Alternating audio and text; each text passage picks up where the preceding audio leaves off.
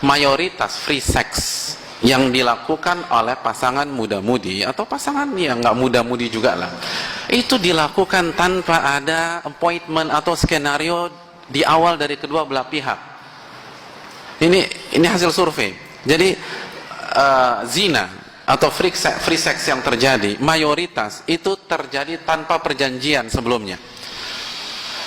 Jadi mayoritas terjadi spontanitas. Awalnya nggak ada yang mau zina pada malam hari itu, tapi ketika mendukung suasana jadi zina. Atau satu pihaknya saja yang pengen, yang lain enggak. Tapi begitu dirayu akhirnya menyerah.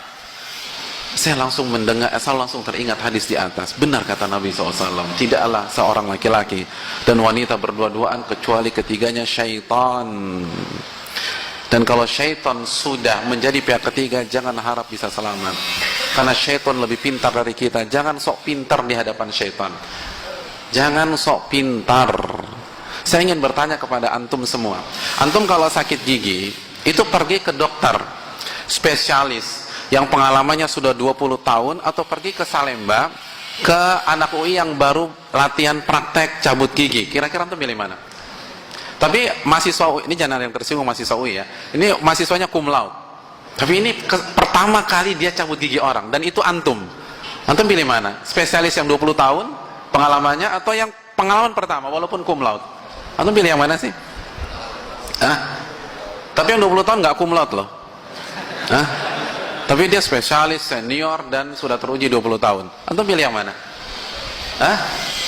20 tahun pengalaman. Kenapa? Kalau pengalaman mengasah kemampuan seseorang. Mengasah kemampuan seseorang. Nah, saya ingin tanya, pengalaman syaitan dalam mengganggu manusia berapa tahun? Ya Allah, antum tuh dianggap anak kecil sama dia. Ya, dia lagi baru jenggot cuma 5 lembar, so berani-berani sama gua.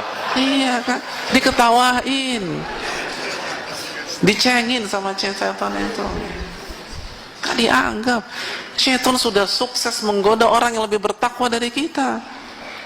Syaitan sudah bisa menggoda anak-anak Nabi, sehingga saudara-saudara Yusuf membuang Yusuf. Itu kan anak Nabi, Nabi Yakub.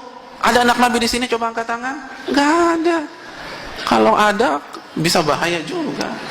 Nggak mungkin. Kadzab kan kata Nabi SAW. Kalau ada berani berhadapan. Makanya ini pengalaman pribadi ya. Setiap orang yang sok pede, baik orang tua maupun si cowok atau si cewek, tenang Pak Ustaz, anak saya ini UI cum laude, dia bisa membedakan mana yang baik dan mana yang buruk. Kejadian hamil di luar nikah. Karena syaitan nggak ada urusan. Anda di PTN kayak, Anda di Oxford kayak, Anda di Harvard, nggak ada urusan. Bayangkan dia bisa menggoda Nabi Adam di surga. Nabi Adam jelas-jelas beliau sudah ngelihat surga sendiri, itu bisa kegoda kok. Kalau kita yang nggak pernah ngelihat surga, kaji hadis-hadis tentang surga juga belum pernah, lalu bisa aman dari dia? Nggak mungkin. Kejadian.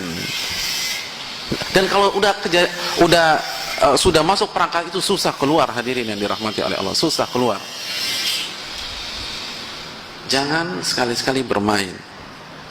Makanya hadirin yang dirahmati oleh Allah Subhanahu wa taala, termasuk juga aktivis-aktivis dakwah ini penting, atau ikhwan-ikhwan pengajian, akhwat pengajian, atas alasan apapun jangan berdua-duaan dan jangan berpacaran.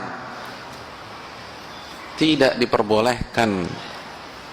Makanya para ulama terlalu mengatakan la yakhluwanna rajulun bimra'atin walau, janganlah seseorang laki-laki dan wanita berdodan walaupun dengan dalih mengajarkan tahsin Al-Quran gitu loh. Mas, kenapa check in ke hotel sana? Mau belajar Iqra bareng? Itu nggak boleh. Nggak boleh itu. Walaupun alasannya ngajar Iqra, nggak boleh. Haram. Nggak boleh. Tidak diperbolehkan. Karena itu permainan syaitan. Jadi kalau belajar Iqra bareng, apalagi membahas tentang dakwah, jangan berdua-duaan. Dalihnya pacaran Islami, walaupun alasannya ta'aruf, nggak boleh berdua-duaan. Bahkan perlu antum ketahui, dalam hukum fikih, di dalam bab salat, ulama melarang satu laki-laki mengimami satu wanita di tempat kosong, tidak ada siapapun. Jadi walaupun kholwatnya salat tahajud, nggak boleh. walaupun khalwatnya sholat isya berjamaah nggak boleh, nggak boleh, tidak diperbolehkan, haram. Walaupun sholat, walaupun ikhwannya depan, antum kalau sholat gimana? Hadap-hadapan atau satu arah? Kan satu arah, kita nggak ngelihat apa-apa, itu nggak boleh kok. Apalagi hadap-hadapan. Silakan cek buku-buku fikih para ulama.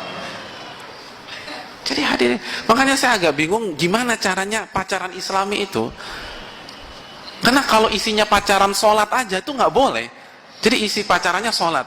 Hari Senin kita sholat bareng, Selasa sholat bareng, Rabu sholat bareng, malam Minggu sholat bareng, nggak boleh. Karena berdua-duaan walaupun alasan sholat diharamkan.